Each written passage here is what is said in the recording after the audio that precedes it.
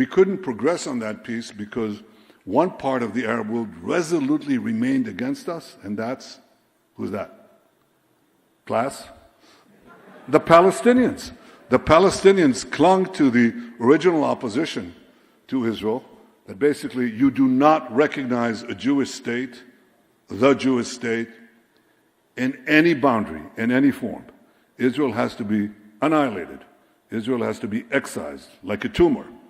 That was their position, and that was and remains the principal obstacle to a Palestinian-Israeli peace, the persistent Palestinian opposition to a Jewish state in any form, in any boundary.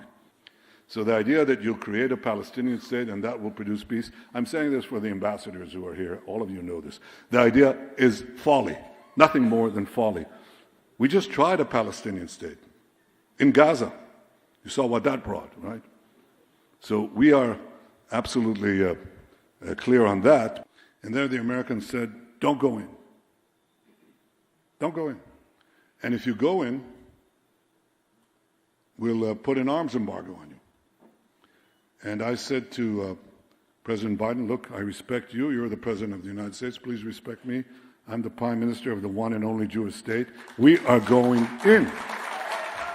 And the Secretary of State Blinken came in a few days later, and he said, the President is serious? I said, I know he's serious. He's going to do it. I know. He's already done it. And he said, so what do you say?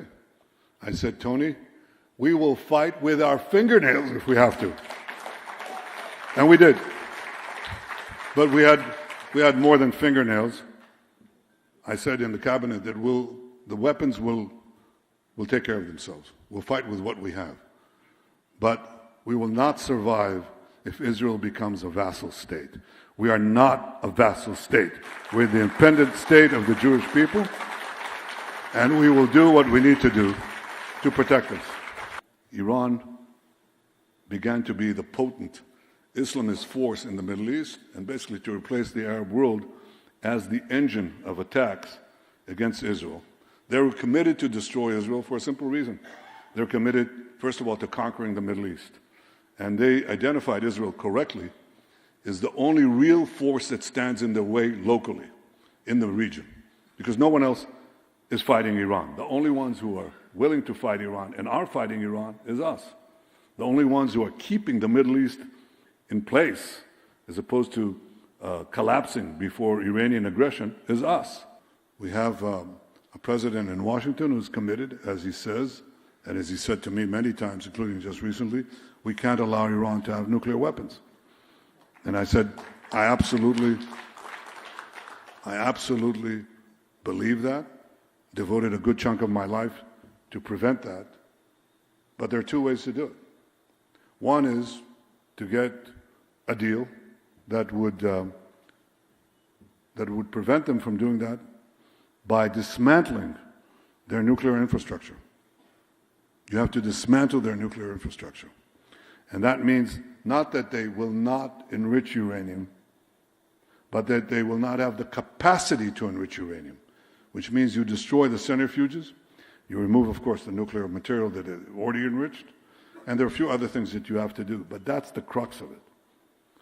The real deal that works is a deal which removes Iran's capacity to enrich uranium for nuclear weapons. Option 4 was targeted at the missile and ballistic missile storage main stock that Nasrallah had built over the years in private homes, because he was relying on the fact that we would not attack private homes. And he was right, we didn't over the years.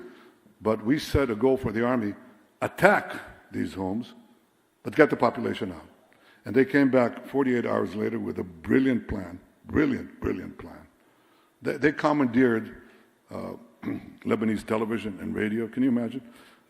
This is the IDF telling you, if you're a resident of, leave. Because they had a missile in every garage and a rocket in every kitchen. And they would open the roof, and out it comes, and so on. And that was done. So in 6-7 hours, we destroyed the bulk, not all, but the bulk of the main weapons directed against us that Nasrallah had built over 30 years.